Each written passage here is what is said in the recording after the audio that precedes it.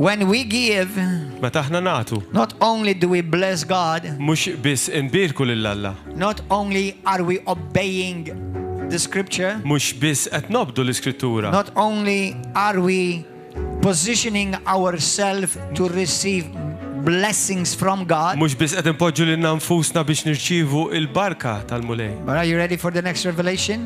Lesti għar-revelazzjoni, When we give, meta nagħtu, you overcome greed. inti qed terbaħ kontra r-rejba. Amen. And it's one of the major sins in many. U di hija waħda mill-nubiet maġġuri r-rejba.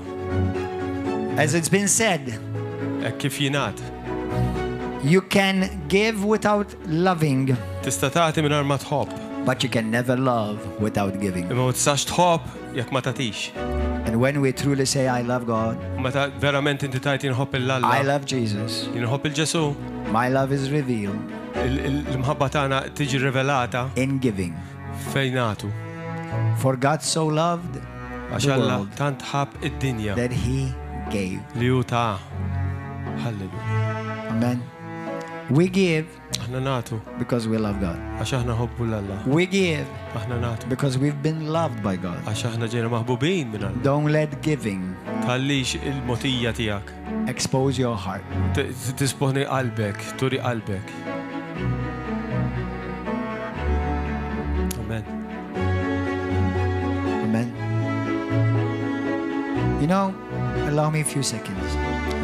When I was in the world, kont fid-dinja. many of you who are still not Christians, Ħafna minnkom li ma kontux għadkom Kristjani. you spend hundreds, if not thousands, of euros on alcohol. Kontu tof mijiet jekk mhux eluf fuq l-alkohol. Hundreds, if not thousands, of euros on cigarettes. Fuq sigaretti l-istess. Hundreds and thousands, some even millions on drugs. Fuq droga. You never had a Eluf. problem. Għad ma kelli problema. And Jesus sets you free from all of that. U Ġesu jeħilsek minn dak kollu. And then we come to church. U mbagħad tiġi knisja. Not all, some. Mhux kulħadd taf, ftit. They have a imma ftit. problem Għandhom bringing the first li jġibu. portion to God. L-ewwel porzjon dak li hu tal-mulej. What do you think how God looks at you? X'in taħseb, kif qed taħseb li Alla taħares lejk? I gave you everything. Tajtek kollox. I set you free. Jiena ħlistek. I made you a citizen of heaven. Għamiltek ċittadin tal-smewiet. You're no longer going to hell. M'intix sejjer l-infern. And you're allowing a few cents to stop your love for Tħalli me. dal-ftit flus, wafqulek il-parkiet. Let me say, Pastor, but my tithe is a lot if I give my tithe. Pastor, għaddeġu ma tijaj kbira, ta' jek inti kolla. If your tithe is a lot, think about how much you're getting. How much a lot more is that? Jek inti taħseb li deġu ma tijaj ħafna, aħseb kemet taqla bil-barka tal-mulej. One day I was attending a church.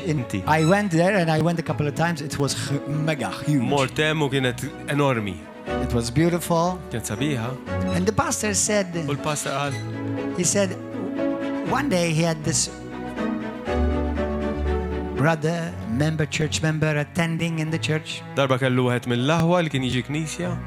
And he said to him, Pastor, U għallu, pastor, when I become a millionaire meta jien nsir I wanna help miljonarju, you. irrit nejnek with the church, mill-knisja. pray for me Itlob għalija, so that God will bless me, għalli Alla jbirikni, so that I will be able to help the ministry. għalli nkun nista nejn il-ministeru. Imagine, it's a big church, Immaġina di knisja many kbira. other ministries around the Hemm world. ħafna ministeri Like madwar this. id-dinja bħali. Okay? So he becomes a millionaire. Sar miljonarju. Eventually, in a few months, literally, few months, not years. 52. He becomes a Sar millionaire. miljonarju. And he said, Pastor, Għallu, pastor, pray for me itlob għalija. because I'm having a hard time giving my tithe. Għax qed seba diffiċli biex nagħti t-teċuba tiegħi. Because before it used to be a few hundreds. Għax qabel kienu ftit mijiet. But now when I bring my first tithe, it's 100,000. Immissa meta nġib il-teċuba tiegħi 100,000 ikolli nagħti. He said, Pastor, I'm really having a hard time. Pastor, seba diffiċli. He said, please pray for me. Għallu, please, itlob And għalija. he said, don't worry, let me pray for you. Għallu, ħan itlob għalija. Father, Missier, I thank you for my brother. niedok bħala ħija. Please bring him back to where he used to be before. Please, ħudu fejkin qabel.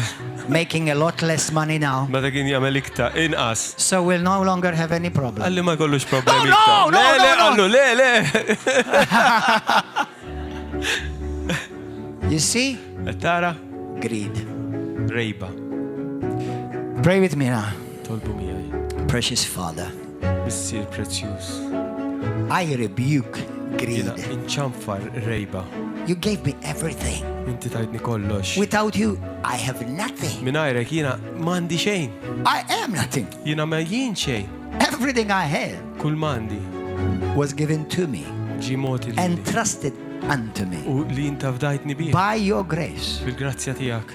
Lord, forgive me Mulej aħfirli. where I was greedy Fejjin kontrebuż. and I forgot U nsejt that everything I have li kull m'għandi. is only by your grace. Huwa bil-grazzja tiegħek biss. I bring to you my tithe, Nġiblek mulej l-ewwel frott tiegħi. my offering, L-offerta so tiegħi. that the work of this ministry Għalli x-xogħol ta' dan il-Ministeru. in the nations that this ministry is U touching n-nazzjonijiet li dak li dal-Ministeru will qed continue to imiss. go forward Jkompli jmur l-qoddim. without hindrance. Mingħajr tfixkil. I thank you, Lord, Nirringrazzjak that you take care of me. li inti tuħsibi. I break the spirit of lack, Nkisser kull spiritu ta' nuqqas. poverty Povertà from my life minn ħajti. right now. Issa stess. In Jesus' mighty Fissem and glorious name, Glorjuż ta' Ġesu to Kristu. you be the glory and honor. Għalik il-glorja, Forever kull glorja. and Għal ever. dejjem ta' dejjem. Amen. Amen.